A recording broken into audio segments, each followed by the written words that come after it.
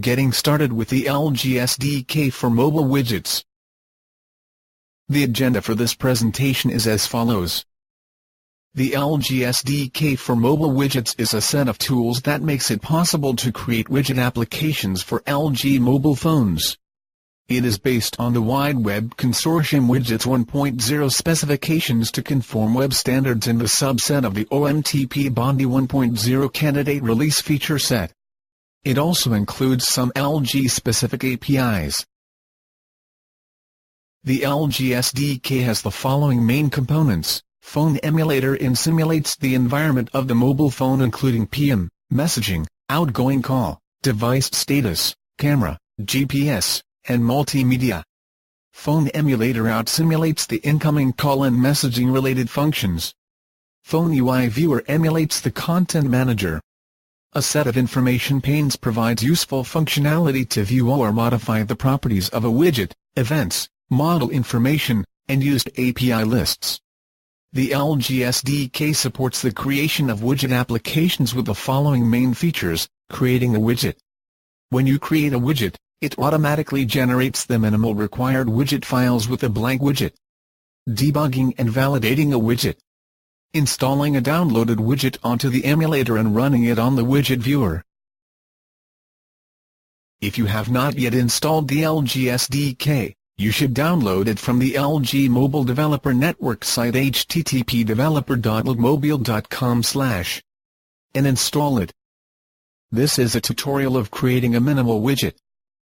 To start the LG SDK for mobile widgets on Microsoft Windows, choose LG SDK for mobile widgets from the Start Program menu. You see the SDK window.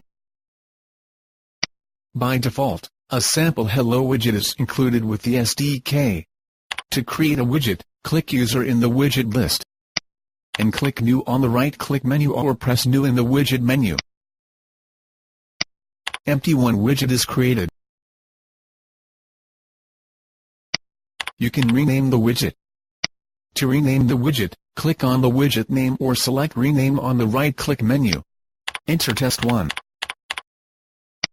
When you open the widget hierarchy, you can see that 3 files, config.xml, icon.png, and index.html, are automatically created with a blank widget.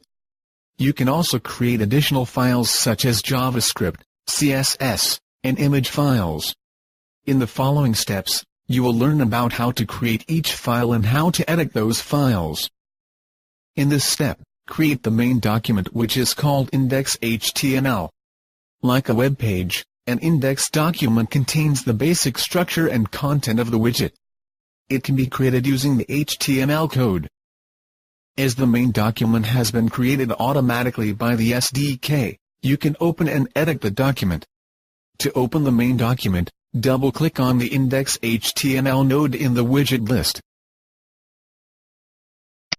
You may see the prompt message that the directory of the external editor is not found. It means that you have to set the directory of the external editor file to directly open widget files from the SDK. Click OK and the settings window opens. Enter the appropriate directory of the text editor execution file in the text editor field. Do the same for the image editor if it is needed. Click the Save button. Now you can open the file. If the file opens in the text editor, you can edit the file.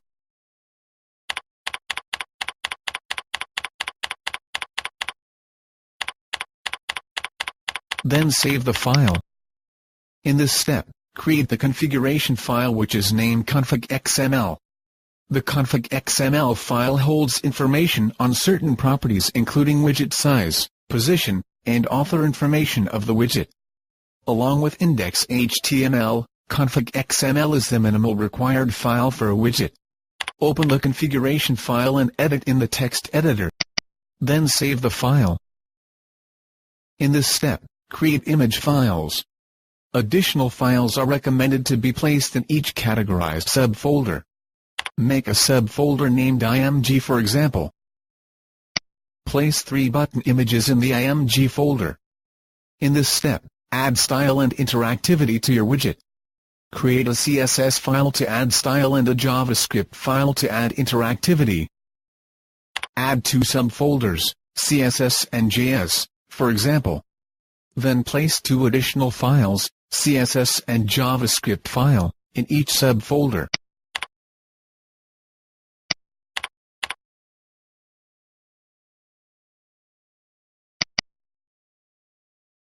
This is the source code of the CSS file. And this is the source code of the JavaScript file. You must make sure to put linkage codes in the main document so that the widget may work appropriately. In this step, debug the widget. To debug the widget, press the debug button. You have now entered the debugging mode. In the Inspector tab, you see the JS tab, which is for debugging a JavaScript file.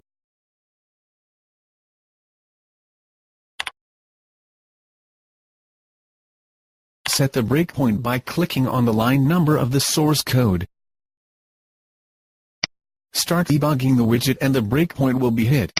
You can choose to step into, step over, or step out. In the right pane, Watch, Stack, and Break tabs contain the debugging information. Exit the debugging mode. Before running the widget on the widget viewer, you can select the skin.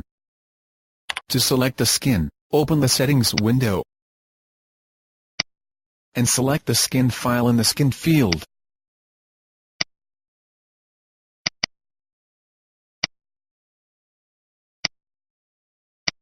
Press the Save button.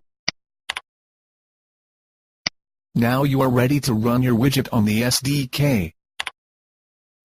The widget opens on the widget viewer. Check if the widget runs correctly without any error.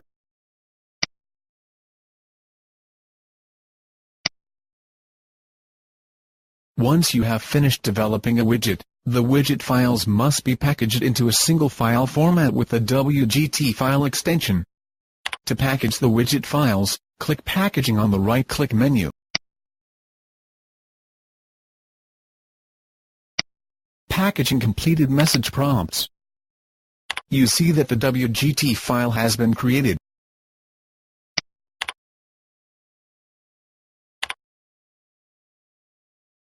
Install the packaged widget onto the emulator by selecting the WGT file from Install Download Widget in the Download menu.